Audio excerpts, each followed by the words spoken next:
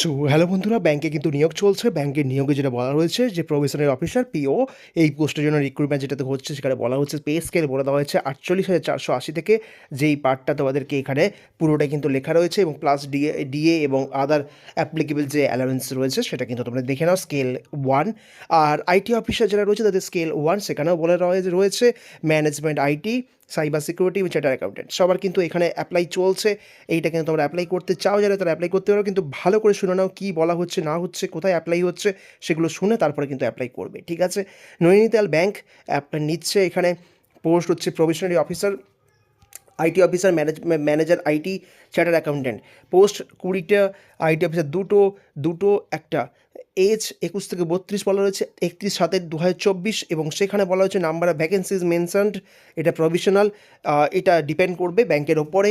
Bank reserves the right two cancel, করতেই পারেন ওনারা, ডিপেন্ড সব কিছুই। তো এই হচ্ছে বিষয়। এবং প্রভিশনারি অফিসার্সে কী রয়েছে, কী কোয়ালিফিকেশান রাখছে, candidate should have graduation, post grad থাকতে হবে, আর পোস্ট গ্রাড এক্সামিনেশন। তো নলেজ অফ কম্পিউটার লাগবে। Candidates having 1 to 2 years experience যদি ব্যাংকে কারোর থেকে থাকে, যে কোনো ব্যাংকে, তাহলে কিন্তু তোমরা দেখে নিতে পারো, এখানে তোমাদের সুবিধা হবে। আইটি অফিসারদের ক্ষেত্রে computer science, cyber security, electronics, telecommunications রয়েছে, এবং পোস্ট গ্র্যাড থাকলেও কিন্তু তো অ্যাপ্লাই করতে পারবে, এবং ব্যাংকে ওয়ার্ক এক্সপিরিয়েন্স থাকলে তবে সুবিধে। Management IT, manager IT, fourth তোমার ইয়ারে কী বলছে এখানে, বিটেক, এগুলো ইলেকট্রনিক্স, টেলিকমিউনিকেশন, ইনস্ট্রুমেন্টেশন, এগুলো কিন্তু সব রয়েছে।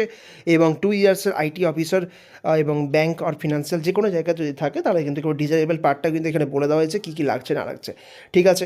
এবং চার্টার্ড অ্যাকাউন্টেন্ট, তাদের তো কোয়ালিফিকেশন তাদের ওয়াইজ রয়েছে। এই হচ্ছে ব্যাপার। এবং এখানে কিছু বন্ড থাকছে, সেটা তোমরা ফলো করে নিও। আর ভেরিফিকেশানস যা আছে সেগুলো কিন্তু তোমরা দেখে নিও। আর যেটা লাগবে অ্যাপ্লিকেশনের জন্য সেটা বলে দিচ্ছি। অ্যাপ্লিকেশন রেজিস্ট্রেশনের জন্য বলছে যে ফটোগ্রাফ, সিগনেচার, এগুলো সব রয়েছে, লেফট থাম্ব এবং হ্যান্ড রাইটিং যেটা থাকে ব্যাংকে তোমরা যারা দিয়েছো তারা তো নিশ্চয়ই জানো, এইগুলো লিখতে হবে, এটা দেখে নিও।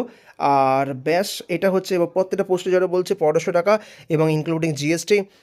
এবং অ্যাপ্লিকেশন রেজিস্ট্রেশন বলছে Nainital bank .co.in, apply online, এবং রেজিস্টার, ক্লিক নিউ রেজিস্ট্রেশন, এবং ইমেল আইডি তোমাদের ডাকবে এখানে।